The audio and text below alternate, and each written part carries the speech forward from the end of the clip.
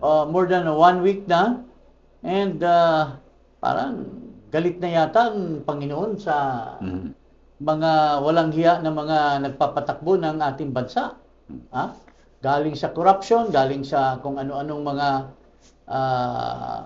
paglulustay na pera, incompetence in government, mukhang masyado nang naapektuhan ang pamumuhay ng ating mga ordinary na mga mamamayan. At syempre, yung ating mga kababayan na naapektuhan po nitong pagbaha ay galit na galit na rin. At siguro ay dahil dito parang maring mawala na po sila ng tiwala sa mga naunang pangako ng gobyerno dahil sa napakatagal na itong problema, yung mga pagbaha dito po sa ating bansa, sa Metro Manila. Ngayon ang tinamaan ng Metro Manila at ilang bahagi ng Luzon, ang akala nila ay mag-improve na dahil sa nangako noong nakarang taon ng Pangulo Kailanman, kailan pa lang, maalala natin, noong isang taon, ito, pinagdadaldal nitong BBM, itong si McCoy Jr., ito yung pinagsasabi niya pakinggan natin mga kababayan. Projection natin, ang pangako sa atin, 1 year. So, ang pangako sa akin, pagka umulan ulit, hindi na magbabaha. So, mga 9 months na trabaho, bago dadating ulit ang ulan, hopefully by that time, hindi na tayo makakakita ng baha, kagaya ng nakita natin noon. Dahil lahat ng nakaharang, lahat ng barado na labasan ng tubig, ay yun ang lilinisin at hindi na mababara, may dadaanan na yung tubig palabas. Kaya yan ang project natin. Okay, I'm sure pagbantayan ninyo, tignan ninyo kung ano yung nagiging progreso at nakakasiguro ako na malaking tulong itong ginagawa ng paglilinis. Okay, so yun nga. Binantayan nga natin ngayon. Sabi niya, bantayan natin Ngayon, hindi naman tayo natutulog at umulan na naman muli at binantayan natin at lalo pang lumala, lalo pang naghihirap ang taong bayan.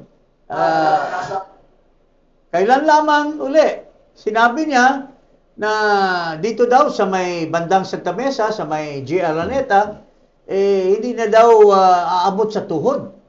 Pero paring Eli, anong naririnig mo? Itong ilang araw lang ang lumating, hindi ba umaapaw sa ika nga'y hanggang sa ulo ang lagpas tao. Lagpas tao. Kasi meron nga tayo nakita na yung iba lumalangoy na, nagda-dive pa. Tapos may mga naglabas na jet ski. Yung sa jet ski, Sir Jing, hindi pag mababaw yan, na bahay, hindi pa pwede sa sayad. Mayroon ba tayong video dito meron sa, yan. ano ba ito? Sa may J. Araneta? Alos lahat ng mga lugar sa may Quezon City. Sinabi niya, hindi na daw aabot sa tuhod Sige, baka iba na ang tuhod niya, baka putol na yung paa niya, yung tinuro niya yung tuhod niya. Pakita natin. Ng mga ulan na naranasan simula pa kaninang umaga sa City. Kita sa video ng Barangay Tatalon na halos umabot na sa 6 feet ang baha sa kanilang lugar. Kita pa ang pagdaan ng mga residente, kabilang na ang mga bata. Nagbahagi sa social media ng kanyang umanong aqua training in the flood ang dating PBA player na si Mark Cardona at nagbiro na dapat sa G. Araneta nag-training sila ni Coach Tab ng Ateneo. At tila it's more fun sa Seville Avenue sa Quezon City. Kaya naman sa Facebook post ni Raymond Ronquillo, isang lalaki ang nag-jet ski narito habang may angkas na isa pang lalaki. Kita rin sa video ang lumalangoy na ilang kalalakihan sa baha. Lagpas taon naman ang baha sa ilang kalsada sa Barangay Katipunan, kabilang na ang Lower Manga Street. Abot dibdib naman sa Middle Manga Street. Kasabay ng malakas na buhos ng ulan. Ayan, Mr. Marcos. Sabi nga naalala ko yung idol ko at naging kaibigan ko si yumaong Ninoy Aquino. Mr. Marcos. Ito naman, Mr. Marcos Jr. Ano pong nangyayari? Pinagyayabang mo, tuhod na lang Bakit nga Ngayon lampas sa tao, sa shoulder. O nasaan na yung pinagyayabang mo? Ha?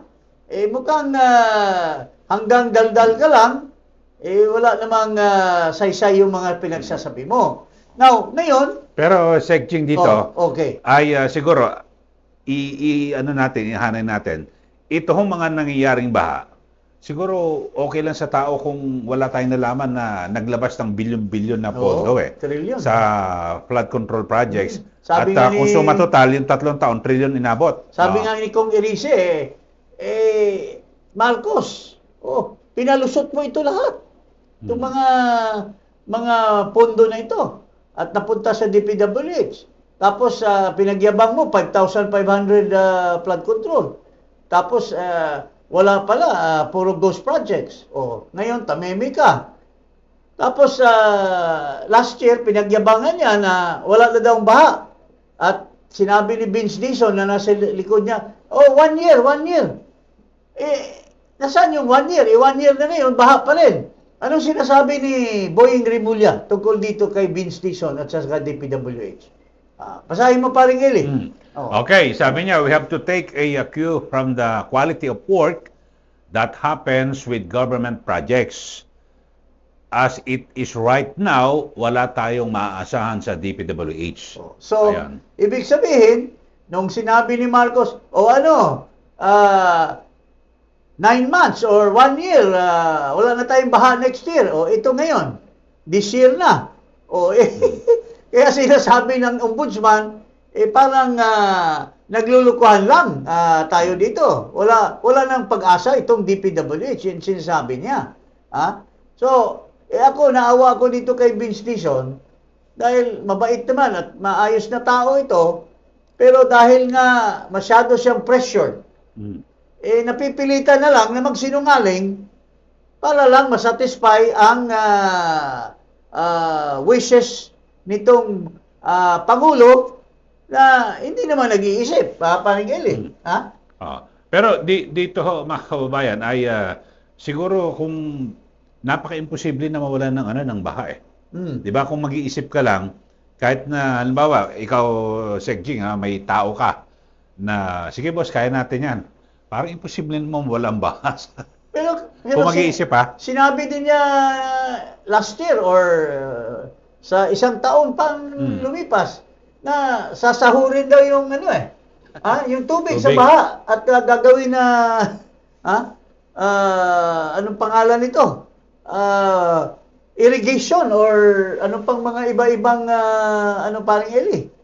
Naaalala mo ba 'yon na sinasabi niya gagawa ng ng paraan na kung sa Bisaya pa, masalod. Sasahurin daw Sasahurin yung mga tubig. Iipunin ng tubig. Bakit walang nagawa na ganyan? Ngayon, paring Eli. At ngayon, ang patuloy pa rin isinisisi itong sa pagbaha, yung basura. Kawalan daw po ng disiplina ng mga Pilipino. Yung babae na lukaret sa Malacanang, nagsinungaling na naman, at sinisisi sa taong bayan, nilalagyan daw ng bara yung mga drainage. Pwede ba yung gagawin? Kumang talaga nitong tao na ito to the extent that she has become so absurd. Can you imagine yung tao na sila ang mapipinsala at sila ang maglalagay ng takpan nila yung drainage sa kanilang mga lugar? Hindi ba kasiraan sa utak na yan, paring Eli?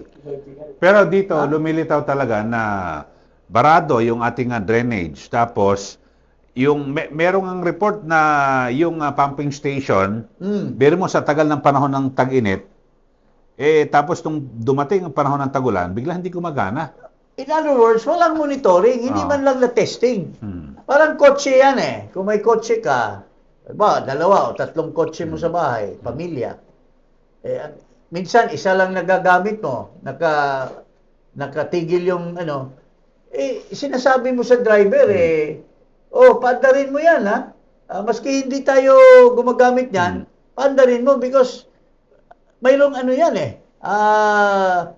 parang na-i-stack yung sasakyan Ganon din yun doon sa pumping station. Kung hindi mo ginagalaw, hindi mo minomonitor at mini-maintenance, talagang negligence yun, paring Eli. Kung nangyayari niya na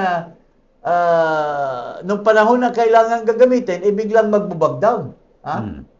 So, pero ibig sabihin kasi, halimbawa, panahon ng tagulan, parang katulad sa ibang mga kababayan natin sa probinsya o kung saan naman, oy, panahon na ng tagulan. So, kahit na dito panahon ng tagulan, ayusin yung mga, baka Mag-ready tutulong, tayo. ready tayo, yung bahay ba natin matibay, baka hagupitin ng hangin, Yes, mga ganun oo. lahat Yung iba nga, dahil sa kakapusan ng budget, ang ginagawa nga rito, yung kita mo yung mga bubong, nilalagyan ng mga gulong Yes, or pabigat para Oo. wag sa mga ganun, Para ibig hindi sabihin. malipad. Ibig sabihin, pinaghahandaan. Pero dito, kung darating ang panahon ng tagulan, tapos yung pumping station na hindi gumagana, ibig sabihin, hindi pinaghahandaan. It boils down to negligence. It boils down to people are not doing their jobs.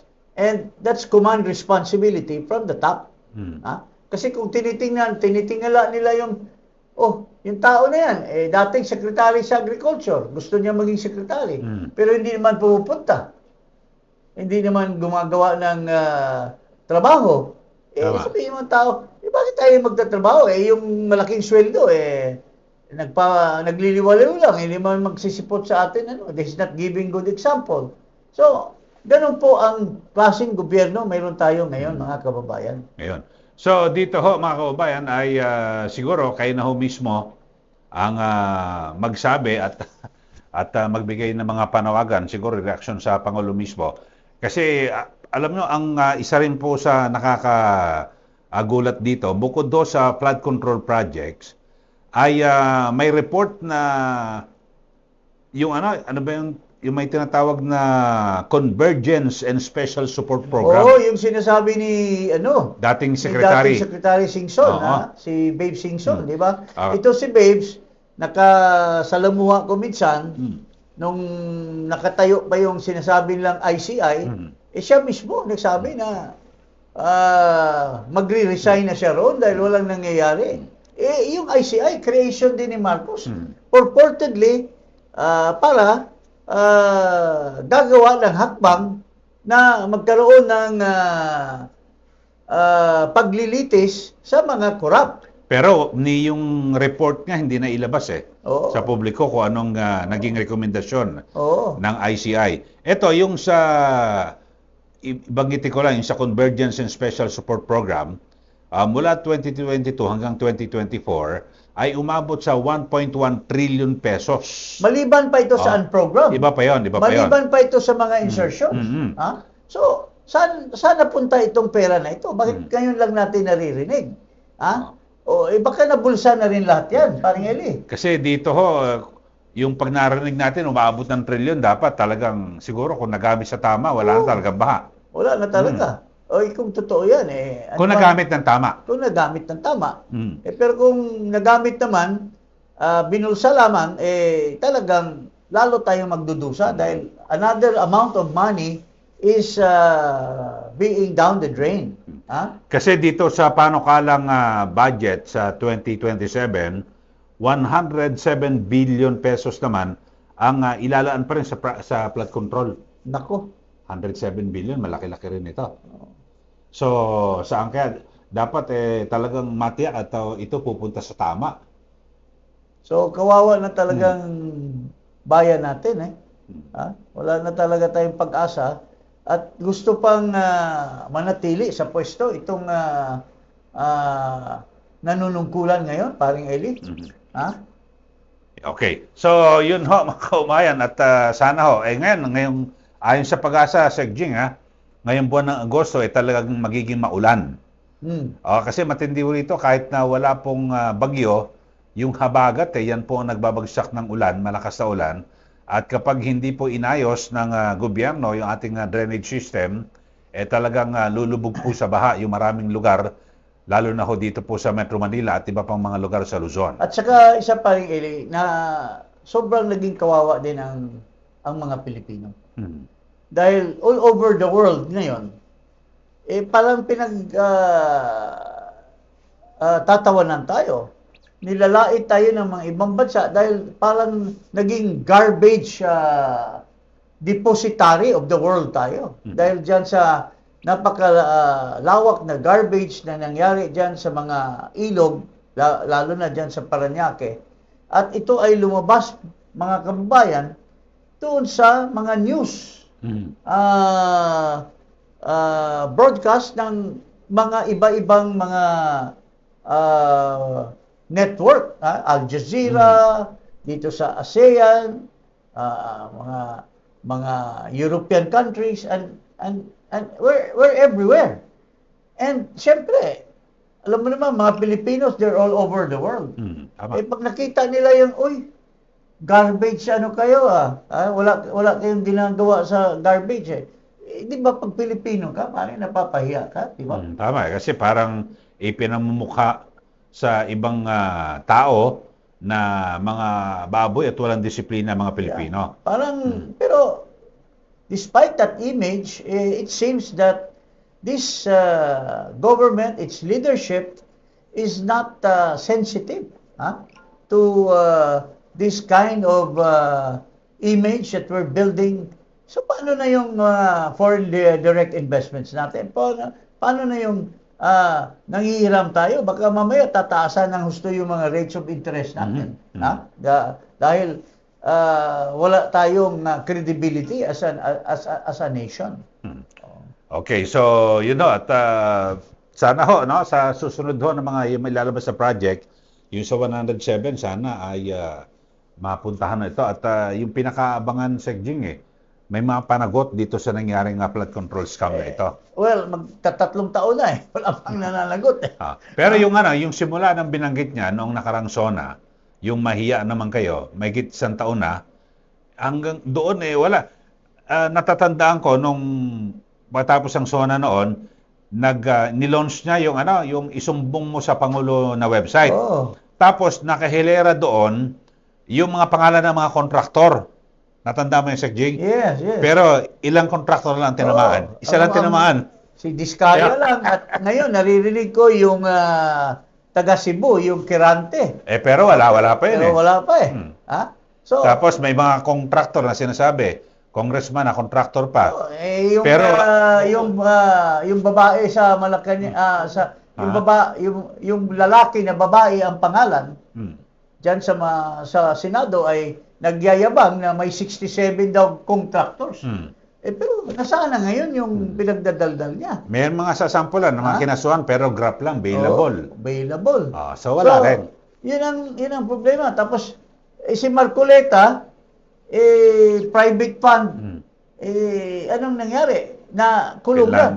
Itong si Sylvester Erich Tuplok, yung Tuplok dyan sa Senado, 120 million yung kinontribute sa kanya ng magkapatid na contractor din at contractor din at pinris na yung mga assets. Klaro-klaro na yung kinontribute dito sa Tuplok na ito ay galing sa kaban ng bayan, paring Eli. Wala pang sampal na kaso dito sa tao na ito. Yan naman saklap dyan Ang yayabang pang magsalita doon sa Senado. Kailan pa gagalaw ang ombudsman para masampahan ng kaso itong Amerikano na ito? Okay, so yan lang mga kababayan. Abangan natin at sana wag tayong bahain lahat dito po sa patuloy na sama ng panahon. Siyempre, ngayon po'y panahon ng tagulan. Careful at ingat kayo sa mga lakad nyo. Just choose important events or important walk or ngayon half day lang yata ang trabaho or off today ang mga workers. Tapos Jing, yung mga OFW natin na yung kanilang mga anak dito, siyempre nag-aalala sila, nasa abroad sila, baka delikado, mabaha. Siguro pagbilinan niyo na lang yung mga anak na dito maging mag-ingat na lang.